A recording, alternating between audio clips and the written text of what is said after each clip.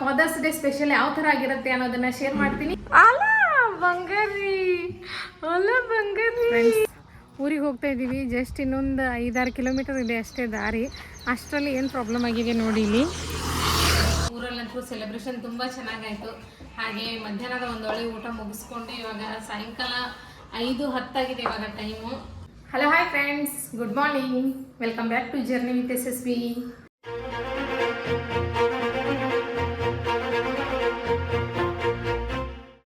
ಹೇಗಿದ್ರೆ ಎಲ್ಲರೂ? ಹೋಪ್ ಎಲ್ಲರೂ ಚೆನ್ನಾಗಿದ್ರೆ ಅಂದ್ಕೊಂಡು ಇವತ್ತಿನ ವ್ಲಾಗ್ನ ಶುರು ಮಾಡ್ತಾ ಇದ್ದೀನಿ. ಸೊ ಇವತ್ತು ಬ್ರೇಕ್ಫಾಸ್ಟ್ ತಯಾರಿ ಮಾಡ್ತಾ ಇದ್ದೀನಿ. ಸಂಡೇ ಇವತ್ತು. ಸೊ ಸಂಡೇ ಸ್ಪೆಷಲ್ ಇಡ್ಲಿ ಮಾಡ್ತಾ ಇದ್ದೀನಿ. ಇಲ್ಲಿ ಆಫ್ ಮಾಡಿದ್ದೀನಿ, ಆಮೇಲೆ ಓಪನ್ ಮಾಡಿ ತೋರಿಸ್ತೀನಿ. ಸೊ ಈ ಕಡೆ ಚಟ್ನಿಗೆ ರೆಡಿ ಮಾಡ್ಕೊಳ್ತಾ ಇದ್ದೀನಿ. ಚಟ್ನಿ ರೆಸಿಪಿನ ಹೇಳ್ತೀನಿ ನಿಮ್ಮೊಟ್ಟಿಗೆ, ಯಾಕಂದರೆ ತುಂಬ ಸಿಂಪಲ್ ರೆಸಿಪಿ ಇದು. ನಮ್ಮ ಮನೆಯವ್ರು ಅಷ್ಟೇ ಮಾಡೋದು ಇದನ್ನು, ಮೇ ಬಿ ಯಾರೂ ಜಾಸ್ತಿ ಮಾಡಲ್ಲ ಅನಿಸುತ್ತೆ. ಸ್ಪೆಷಲಿ ನಮ್ಮ ಗಂಡನ ಮನೆಯಲ್ಲಿ ಮಾಡ್ತಕ್ಕಂಥ ಒಂದು ವಿಶೇಷವಾದ ಚಟ್ನಿ ಇದು. ಸೊ ಇಡ್ಲಿ ಇತ್ತಂದರೆ ಕಂಪಲ್ಸರಿ ನಮ್ಗೆ ಇದೇ ಚಟ್ನಿ ಬೇಕಾಗುತ್ತೆ, ಗ್ರೀನ್ ಚಟ್ನಿ ಇದು. ಸೊ ಯಾವ ಥರ ಮಾಡೋದು ಅನ್ನೋದನ್ನು ರೆಸಿಪಿ ತೋರಿಸ್ತೀನಿ. ಸೊ ಸದ್ಯಕ್ಕೆ ಇವಾಗ ಎಲ್ಲ ಕೆಲಸ ಮುಗೀತು. ಬಟ್ಟೆ ವಾಶ್ ಆಯಿತು, ಹಾಗೆ ಪಾತ್ರೆ ವಾಶ್ ಆಯಿತು, ಪೂಜೆ ಆಯಿತು, ಸ್ನಾನ ಮಾಡಿ ಪೂಜೆನೂ ಮಾಡಿದ್ದೀನಿ. ಇವಾಗ ಏನೂ ಸದ್ಯ ಕೆಲಸ ಇಲ್ಲ, ಬ್ರೇಕ್ಫಾಸ್ಟ್ ಅಷ್ಟೇ ಮಾಡಬೇಕು. ಸೊ ಇವತ್ತಿನ ಬ್ಲಾಗ್ ವಿಶೇಷತೆ ಏನಪ್ಪ ಅಂತಂದರೆ, ಇವತ್ತು ಊರಿಗೆ ಹೋಗ್ತಾ ಇದ್ದೀವಿ. ಯಾಕಂದರೆ ಇವತ್ತು ಫಾದರ್ಸ್ ಡೇ. ಸೊ ನನ್ನ ಫಾದರ್ ಇನ್ ಲಾ ಜೊತೆಗೆ ಫಾದರ್ಸ್ ಡೇ ಸೆಲೆಬ್ರೇಷನ್ ಮಾಡಬೇಕು. ಹಾಗೆ ನಮ್ಮ ಹಸ್ಬೆಂಡ್ ಅವರ ಫಾದರ್ ಇನ್ ಲಾ ಜೊತೆಗೆ ಫಾದರ್ಸ್ ಡೇ ಸೆಲೆಬ್ರೇಷನ್ ಮಾಡಬೇಕು. ಅಂದರೆ ನಮ್ಮ ಪಪ್ಪ, ಅವ್ರ ಪಪ್ಪ, ಇವರಿಬ್ಬರ ಜೊತೆಗೆ ಸೇರಿ ನಾವಿವತ್ತು ಫಾದರ್ಸ್ ಡೇನ ಸೆಲೆಬ್ರೇಟ್ ಮಾಡ್ತಾ ಇದ್ದೀವಿ. ಹಾಗಾಗಿ ಬ್ರೇಕ್ಫಾಸ್ಟ್ ಮಾಡಿಕೊಂಡು ಆಮೇಲೆ ಕೇಕ್ ಎಲ್ಲ ತೊಗೊಂಡು ಊರಿಗೆ ಹೋಗಬೇಕು. ಊರಿಗೆ ಹೋಗಿ ಅಲ್ಲೆಲ್ಲ ಸೆಲೆಬ್ರೇಷನ್ ಮುಗಿಸ್ಕೊಂಡು ಆಮೇಲೆ ವಾಪಸ್ ಈ ಕಡೆ ಮಧ್ಯಾಹ್ನ ಬರ್ತೀವಿ. ಸೊ ಹೇಗಿರುತ್ತೆ ಇವತ್ತಿನ ದಿನ, ಫಾದರ್ಸ್ ಡೇ ಸ್ಪೆಷಲ್ ಯಾವ ಥರ ಆಗಿರುತ್ತೆ ಅನ್ನೋದನ್ನು ಶೇರ್ ಮಾಡ್ತೀನಿ. ವಿಡಿಯೋನ ಸ್ಕಿಪ್ ಮಾಡದೆ ಕಂಟಿನ್ಯೂ ಆಗಿ ನೋಡ್ತಾ ಇರಿ. ಸೊ ಫ್ರೆಂಡ್ಸ್, ನಮ್ಮ ಮನೆಯಲ್ಲಿ ಮಾಡ್ತಕ್ಕಂಥ ಸ್ಪೆಷಲ್ ಚಟ್ನಿ ರೆಸಿಪಿನ ನಿಮ್ಮೊಟ್ಟಿಗೆ ಶೇರ್ ಮಾಡ್ತೀನಿ ಬನ್ನಿ. ಸೊ ಇಲ್ಲಿ ನಾನು ಕಾಯಿ ತೊಗೊಂಡಿದ್ದೀನಿ. ಇದು ಒಂದು ಕೊಕೊನೆಟ್, ಪೂರ್ತಿಯಾಗಿ ಒಂದು ಕೊಕೊನೆಟ್ ಇದೆ. ನೆಕ್ಸ್ಟು ಒಂದು ಇಷ್ಟು ಕೊತ್ತಂಬರಿ, ಅದಾದಮೇಲೆ ಒಂದು 8ರಿಂದ 10 ಎಸಳು ಬೆಳ್ಳುಳ್ಳಿ, ಅದಾದಮೇಲೆ 4 ಮೆಣಸಿನ್ಕಾಯಿ ತೊಗೊಂಡಿದ್ದೀನಿ. ನಿಮಗೆ ಖಾರ ಎಷ್ಟು ಬೇಕೋ ನೋಡ್ಕೊಂಡು ತೊಗೊಳ್ಳಿ. ಒಂದು 4 ಮೆಣಸಿನ್ಕಾಯಿ ಹಾಕಿದ್ದೀನಿ, ಸಣ್ಣದಾಗಿ ಕಟ್ ಮಾಡಿದ್ದೀನಿ. ಸೊ ಇಷ್ಟನ್ನೇ ಇವಾಗ ಏನು ಮಾಡಬೇಕಪ್ಪ ಅಂತಂದರೆ ನುಣ್ಣಗೆ ರುಬ್ಕೊಂಡು ಬರಬೇಕು. ಸೊ ನೋಡಿ ಬನ್ನಿ ಇನ್ನೊಂದ್ಸಲ ಯಾವ ಥರ ಇದೆ ಅಂತ ಹೇಳಿ. ಸೊ ಇವಾಗ ರುಬ್ಕೊಂಡು ಬರ್ತೀನಿ. ಸೊ ಈ ಥರ ನುಣ್ಣಗೆ ಪೇಸ್ಟ್ ಮಾಡ್ಕೊಳ್ಬೇಕು.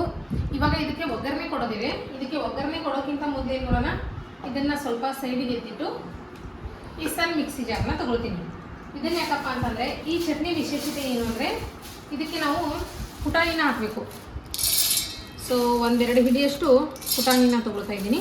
ಈ 1-2 ಹಿಡಿಯಷ್ಟು ಪುಟಾಣಿನ ತೊಗೊಂಡಿದ್ದೀನಲ್ಲ, ಇದನ್ನು ಇವಾಗ ನುಣ್ಣಗೆ ರುಬ್ಕೊಂಡು ಬರಬೇಕು. ಸೊ ಪೌಡರ್ ಮಾಡ್ಕೊಂಡು ಬರ್ತೀನಿ ಅಂತ ಹೇಳಿರಿ. ಸೊ ಫ್ರೆಂಡ್ಸ್ ನೋಡಿ, ಇಲ್ಲಿ ಪುಟಾಣಿ ಯಾವ ಥರ ಪೌಡ್ರ್ ಆಗಿದೆ ಅಂತ ಹೇಳಿ. ಸೊ ಇದನ್ನು ಯಾವಾಗ ಮಿಕ್ಸ್ ಮಾಡಬೇಕು ಅಂತ ಹೇಳ್ತೀನಿ, ವೇಟ್ ಮಾಡಿ. ಸೊ ಫ್ರೆಂಡ್ಸ್, ಒಂದು ಪಾತ್ರೆ ಇಟ್ಟು ಅದಕ್ಕೆ ಒಂದು ಸ್ವಲ್ಪ ಆಯಿಲ್ ಹಾಕಿ, ಆಯಿಲ್ ಸ್ವಲ್ಪ ಬಿಸಿ ಆಗಬೇಕು. ಸೊ ಗ್ಯಾಸ್ ಫ್ಲೇಮ್ನ ಹೈ ಇಡ್ತಾ ಇದ್ದೀನಿ. ಇವಾಗ ಆಯಿಲ್ ಬಿಸಿ ಆಗಿದೆ ಅಲ್ವಾ, ಇದಕ್ಕೆ ಇವಾಗ ನಾವು ಸಾಸಿವೆ ಹಾಕ್ತೀವಿ. ಇದು ಚಟಪಟ ಅಂತ ಇದ್ದಾವೆ. ಹಾಗೆ ಸ್ವಲ್ಪ ಕರಿಬೇವನ್ನ ಸೇರಿಸಿ ನೆಕ್ಸ್ಟ್ ರುಬ್ಬಿರುವಂಥ ಮಿಶ್ರಣವನ್ನು ಹಾಕೋಣ.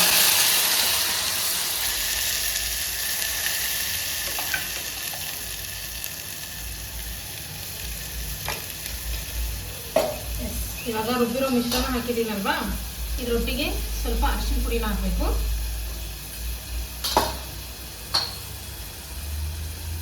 ಹಾಗೆ ರುಚಿಗೆ ತಕ್ಕಷ್ಟು ಉಪ್ಪು,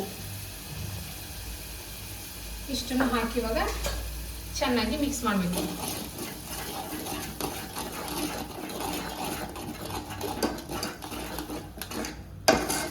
ಇವಾಗ ಇದನ್ನು ಕುದಿಯೋಕೆ ಬಿಡಬೇಕು ಒಂದು 5 ನಿಮಿಷ.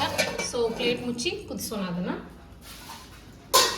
ಸೊ ಸಿಂಪಲ್ ಆಗಿದೆ, ತುಂಬ ಬೇಗನೆ ಮುಗಿದೋಗುತ್ತೆ ಚಟ್ನಿ ರೆಸಿಪಿ, ಏನು ಟೆನ್ಷನ್ ಇಲ್ಲ. ಈ ಕಡೆ ಇಡ್ಲಿನ ನೋಡ್ಬೇಕು. ಇವಾಗ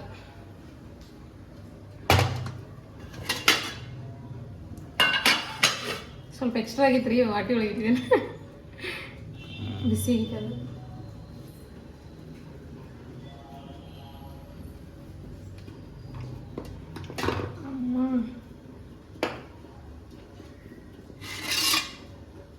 ನೀರು ಇಲ್ಲಿ ನೋಡ್ರಿ, ಪೂರಾ ನೀರು ಕಾಣಿದೆ.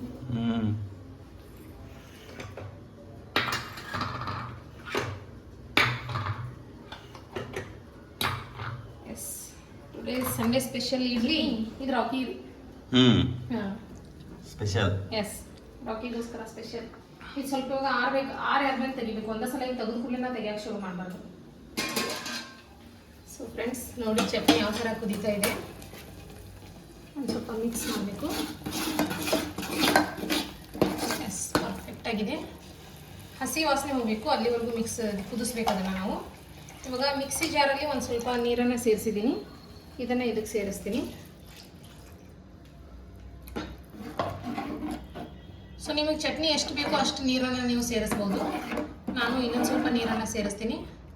ಯಾಕಂದರೆ ನಮಗೆ ಈ ಇಡ್ಲಿಲಿ ನಮ್ಗೆ ಇಡ್ಲಿಗಿಂತ ಜಾಸ್ತಿ ಚಟ್ನಿ ಬೇಕಾಗುತ್ತೆ. ಸೊ ಚಟ್ನಿ ಈ ಥರ ರೆಡಿಯಾಗಿದೆ. ಇವಾಗ ಜೋರು ಇಡಬೇಕು. ಇವಾಗ ಒಂದು ಕುದಿ ಬರಬೇಕಿದ್ದು, ಅಲ್ಲಿವರೆಗೂ ವೆಯ್ಟ್ ಮಾಡಬೇಕು. ಸೊ ಈ ಪುಟಾಣಿ ಹಿಟ್ಟನ್ನು ರುಬ್ಬಿದ್ದೀನಿ ಅಲ್ವಾ, ಇದು ಎದಕ್ಕಪ್ಪ ಅಂತಂದರೆ ಚಟ್ನಿ ಥಿಕ್ನೆಸ್ ಬರಲಿ ಅಂತ ಹೇಳಿ ಅದನ್ನು ಆ್ಯಡ್ ಮಾಡ್ತೀವಿ. ಸೊ ಇದಕ್ಕೆ ಸ್ವಲ್ಪ ನೀರನ್ನು ಸೇರಿಸ್ತೀನಿ. ಇವಾಗ ಸ್ವಲ್ಪ ನೀರನ್ನು ಸೇರಿಸಿ ಮಿಕ್ಸ್ ಮಾಡಬೇಕು. ನೀವು ಒಂದ್ಸಲ ಇದನ್ನು ತಿರ್ಸ್ಕೊಂಡ್ರೆ ನಡೆಯುತ್ತೆ. ಮಿಕ್ಸಿಗೆ ಹಾಕಿ ಇನ್ನೊಂದ್ಸಲ ಮಿಕ್ಸ್ ಮಾಡಿದ್ರು ಕೂಡ ಚೆನ್ನಾಗಿ ಮಿಕ್ಸ್ ಆಗಿಬಿಡುತ್ತೆ. ಇದು ಒಂದು ಕುದಿ ಬರುತ್ತಲ್ವ, ಒಂದು ಕುದಿ ಬಂದ ಮೇಲೆ ನಾವು ಈ ಪುಟಾಣಿ ಹಿಟ್ಟಿನ ಮಿಶ್ರಣನ ಸೇರಿಸಬೇಕು. ಸೊ ನೋಡಿ ಯಾವ ಥರ ರೆಡಿ ಆಯ್ತಿದು. ಒಂದು ಕುದಿ ಬಂದಮೇಲೆ ಇದನ್ನು ಅಲ್ಲಿಗೆ ಸೇರಿಸ್ಬೇಕು ನಾವು. ಸೊ ಫ್ರೆಂಡ್ಸ್ ಇವಾಗ ನಮ್ಮ ಚಟ್ನಿ ಒಂದು ಕುದಿ ಬರ್ತಾ ಇದೆ. ಈ ಸಮಯದಲ್ಲಿ ನಾನು ಈ ರುಬ್ಬಿರುವಂತಹ ಪುಟಾಣಿ ಹಿಟ್ಟನ್ನು ಇದರಲ್ಲಿ ಸೇರಿಸ್ತೀನಿ. S, perfect. ಇದರಿಂದ ಇವಾಗ ಚಟ್ನಿ ಥಿಕ್ನೆಸ್ ಆಗುತ್ತೆ.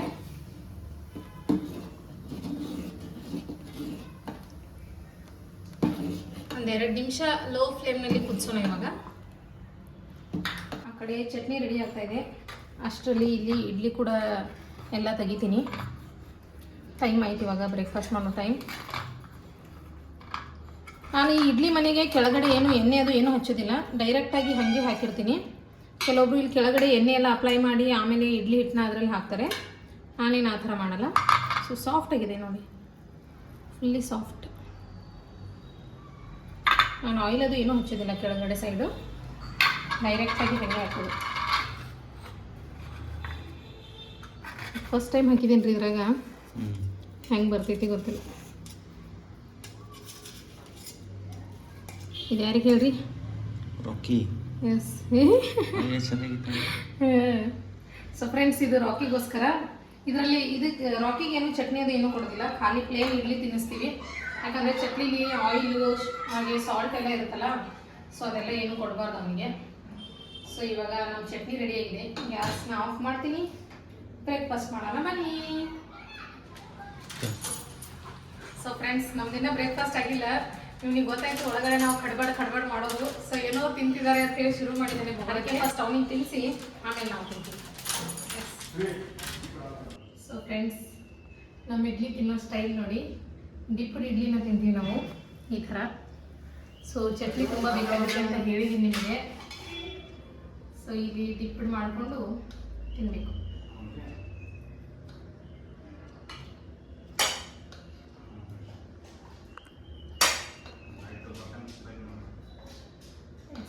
ರೆಡಿ.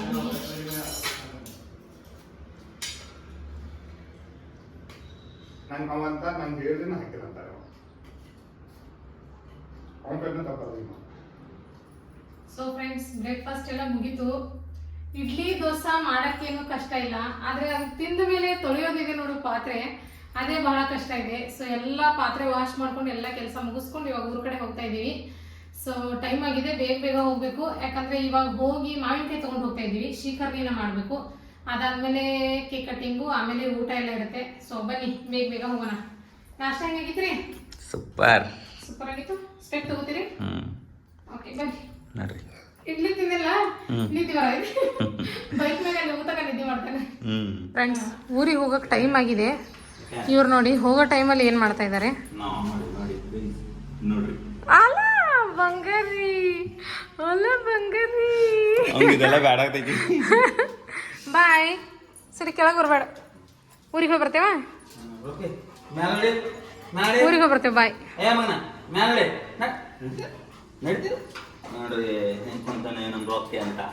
ಬಾಯ್ ಬಂಗಾರಿ. ಸೆಕೆಂಡ್ ಕೊಡ ಹೋಗಿ ಬರ್ತಾವ ನಾವು.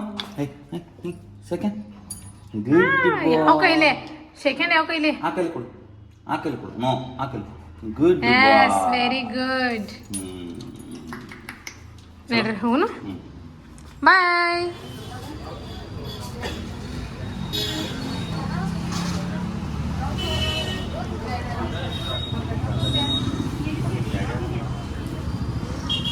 ಫೈನಲ್ ಮಾಡಿ ಡಿಸೈನ್ ಚಲೋ ಐತಿ ಆರೆಂಜ್ ಕಲರ್ ಬ್ಲ್ಯಾಕ್ ಫಾರೆಸ್ಟ್ ಬೇಡ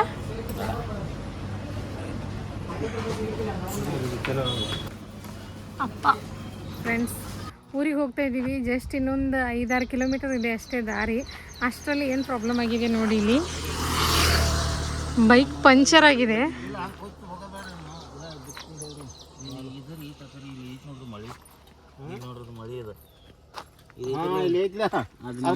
ಇವ್ ನೋಡಿ ಇವ್ ಕಾಲಗೈತೆ ಏನೈತ್ರಲ್ಲಿ ಫುಲ್ ಮಳೆ ತುತ್ತಿತ್ತು ಮಳಿ ತುಡ್ಸಿತ್ತಲ್ಲ ಇಲ್ಲಿ ಏನ್ ನಿನಗ ನೋಡಕ್ ಬರಲ್ಲ ಎಂದ ಕೂತ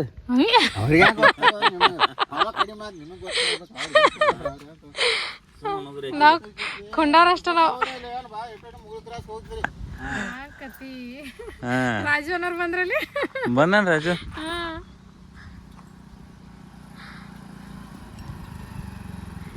ಗಾಡಿ ಪಂಚರ್ ಆಗೈತಿ ನೋಡು ಮಳಿ ಚುಚ್ಚೈತಿ ಎಲ್ಲ ನಿಗರ್ ಹಿಡ್ದೈತಿ ನೋಡು ಯಾವ ಮಾಡೋದು ತಿಳಿವತ್ತು ಹಿಂದಿನ ಗಾಲಿ ಪಂಚರ್ ಆಗೈತಿ ಇವರು ಖರ್ಚು ಹೋಗಿರತ್ತ ಏನು ಸಾಮಾನು ತರಕ್ಕೆ ಹೋಗಿರತ್ತ ಬರಾಕದ ಏನ್ ಮಾಡೋದ ಅವನ್ನ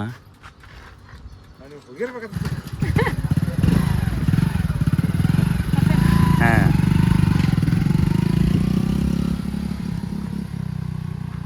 ಸೊ ಫ್ರೆಂಡ್ಸ್ ಊರಿಗೆ ಹೋಗ್ಬೇಕು ಅನ್ನೋಷ್ಟ್ರಾಗ ಬೈಕ್ ಪಂಚರ್ ಆಗಿಬಿಟ್ಟಿದೆ ಸೊ ಶೀತಲನ್ಕು ನಮ್ಮ ಅಣ್ಣಂದು ಗಾಡಿ ಮೇಲೆ ಹೋಗಿಬಿಟ್ರು ಸೊ ನೋಡ್ರಿ ನಮ್ಮ ಬೈಕ್ ನಿಂತ್ಕೊಂಡ್ಬಿಟ್ಟಿದೆ ಗಿಡದ ನೆರಳಿಗೆ ಸೊ ಇನ್ನೇನು ನಮ್ಮ ಅಣ್ಣ ದೊಡ್ಡಣ್ಣ ಎಲ್ಲ ಮಟೀರಿಯಲ್ ತೊಗೊಂಡು ಬಂದು ಇದು ಬೈಕನ್ನು ಪಂಚರ್ ತಕ್ಕೊಂಡು ಆಮೇಲೆ ನಾವು ಹೋಗಬೇಕು ಸೊ ವೇಟ್ ಮಾಡಬೇಕು ನಾವು ಇವಾಗ ಸೊ ಫ್ರೆಂಡ್ಸ್ ಮಳೆ ತೆಗಿಯಾಕ ಈಗ ಹಾಂ ಅಬ್ಬಾ ಛೇ ಛೇ ಛೇ ಛೇ ಇಷ್ಟು ದೊಡ್ಡ ಮಳೆ ಇನ್ನರ್ಕ್ಕೆ ಏನಾಗೈತೆ ನೋಡು ಇನ್ನರ್ ಚಲೋ ಐತೋ ಏನು ಹೋಗಿತ್ತು ಹಾಂ ಅದೇ ಇನ್ನರ ಲುಕ್ಸಾನ ಇದೆ ಇನ್ನರ ಹೋಯ್ತೀಗ ನೋಡಿ ಹಾಂ ಇದು ದೊಡ್ಡ ಲುಕ್ಸಾನ್ ನಮಗೆ ಒಂದು ಪಂಚರ ಇನ್ನರ ಬದಲಾಯಿಸ್ಬೇಕು ಈಗ ಈಗ ಹಂಗ ಮುಂದೆ ಮಂತಂತ ನಡಿ ಕೂತ ಮತ್ತೆ ಮನೆಗೆ ಐತಿ ಒಳಗೆ ಅಂಗಡಿಯಾಗ ಐತಿ ಹೊಸ ಏನಾರ ಹಾಂ ಹಾಂ ಹ್ಞೂ ನಡಿ ಅಂತ ಹೋಗೋಣ